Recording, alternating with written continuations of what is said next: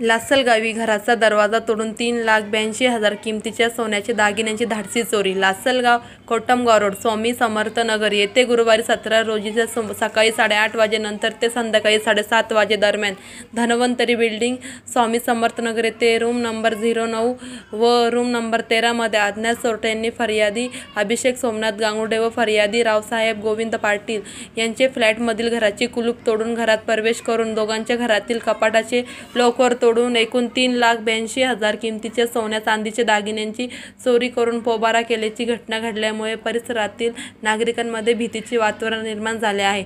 दोघांच्या घरातील सोन्याचे गंठण, सोन्याची अंगठी, सोन्याची चेन, सोन्याचे कानातले टॉप्स, चांदीचे जोडवे एकूण 2,57,000 रुपये, दागिन्यांची चोरी तर 1,25,000 रुपये किमतीचे सोन्याचा हार, एकूण 3,82,000 किमतीच्या सोन्याच्या दागिन्यांची चोरून पोबारा केल्याची घटना घडली आहे.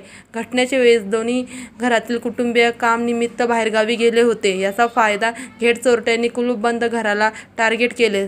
श्वान पथकाने पाचारण केले. श्वान पथकाने दोन्ही घटनास्थळी चोरट्यांचा सुगावा घेण्याचा प्रयत्न केला. या घटनेचा पुढील तपास सहाय्यक पोलीस निरीक्षक भास्कर शिंदे यांच्या मार्गदर्शनाखाली पोलीस उपनिरीक्षक पवन सुपनकर हे करत आहे.